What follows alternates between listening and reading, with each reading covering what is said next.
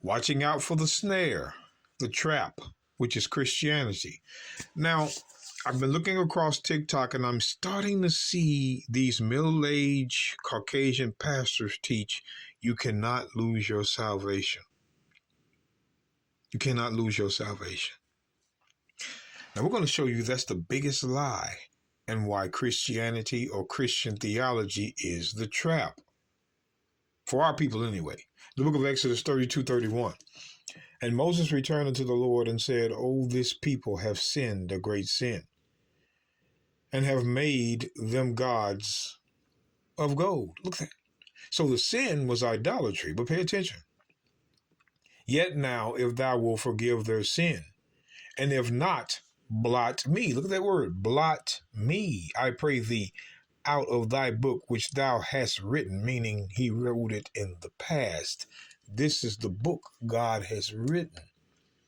And Moses says, if you will not forgive their sins, blot me out of that book. Blot me out. But watch what God tells Moses.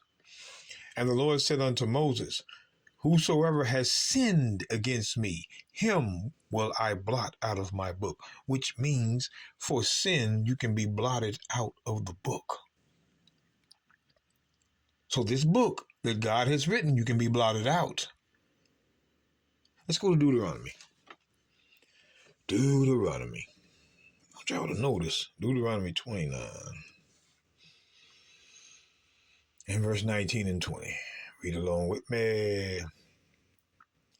"And it come to pass, when he heareth the words of this curse," talking about the sinner, "that he bless himself in his heart, saying, I shall have peace, though I walk in the imagination of mine heart, to add drunkenness to thirst. The Lord will not spare him, but then the anger of the Lord and his jealousy shall smoke against that man, and all the curses that are written in this book shall lie upon him. And the Lord shall blot out his name from under heaven." The second verse that you see that points to being blotted out. Blotted out. Wink, wink. You can lose your salvation if you're blotted out.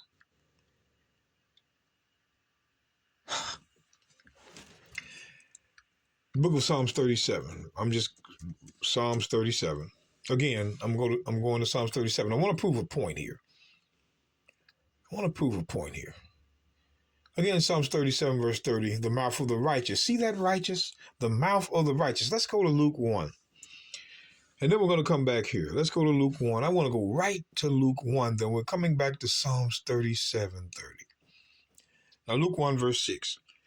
"And they were both righteous before God, walking in all the commandments and ordinances of the Lord blameless." So to be righteous before God is to keep the law. That's what you're reading. New Testament, by the way. But the Christians, they blot this verse out, if you know what I mean. Out of sight, out of mind. But that's blasphemy, though. They're going to pay. Every verse counts. Every single verse. So back to Psalms. Psalms 37.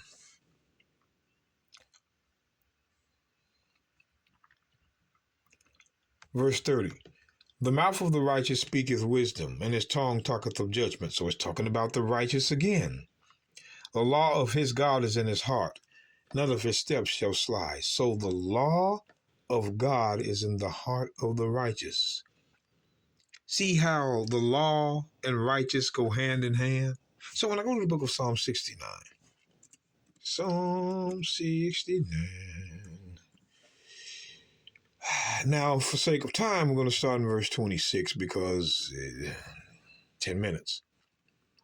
So Psalms 69:26, "For they persecute him whom thou hast smitten, and they talk to the grief of those whom thou hast wounded. Add iniquity unto their iniquity," sin to sin, "and let them not come unto thy righteousness." Let them not come into thy righteousness. Watch this. "Let them be blotted out of the book of the living, and not be written with the who? Righteous lawkeeper. See, that's who's written the book, the lawkeeper. See, the righteous are written in the book. Sinners are not.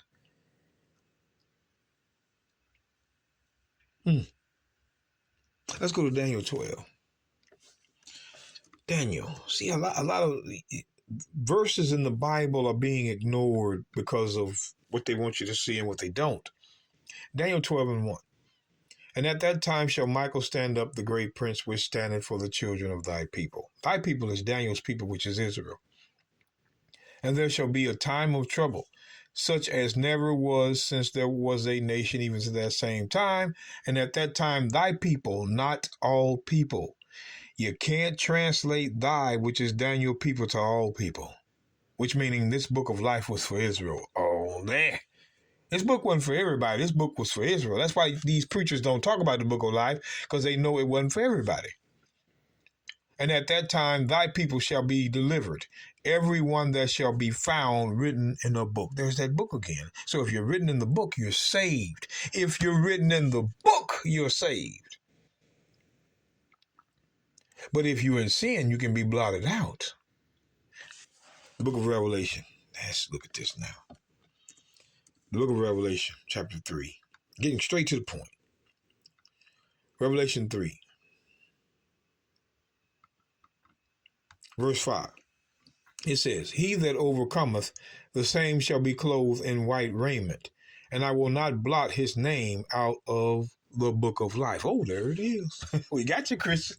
Hey, you said he. Now, we started here early so we can do the jumping we need. Now, what are you overcoming, brothers and sisters? What are you overcoming? Christ says, he that overcometh. Overcometh mean you have to overcome. Let's go to the book of, I just want to show you, the book of Romans. Let me show you what you're overcoming. Paul said it. The book of Romans 12. Verse 20. Therefore, if thine enemy hunger, feed him. Now, this is talking about your enemies of your own people, not the other enemies. If he thirst, give him drink, for in doing so thou shalt heap coals of fire on his head. Be not overcome with evil, but overcome evil with good. See, Paul is letting you know that you have to overcome evil with good. You have to overcome evil. Again, who's doing the evil? Who's doing the evil? The book of Proverbs 29, verse 6. Let's look at this. It says, in the transgression of an evil man, there is a snare, but the righteous does sing and rejoice. Do y'all understand that an evil man is a transgressor of the law?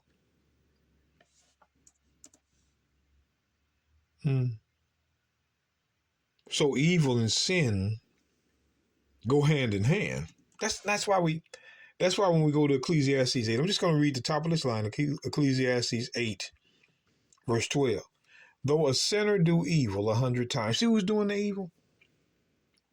So if you're overcoming evil, you're overcoming sin. Yes, sir. You're overcoming sin. And he says, overcome evil with good. He says, overcome evil with good. Overcome evil with good. The book of Romans chapter 7, verse 12. Wherefore the law is holy, and the commandment holy, just and good. That's what good, the law. You've seen it. Wherefore the law is holy, and the commandment holy, and just and good. So the law is good. The law is good. That's what I see.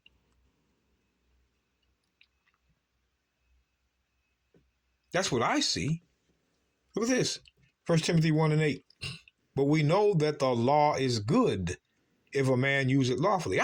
So if we're overcoming evil with good, we're overcoming sin by keeping the law. That's how we stay in that book.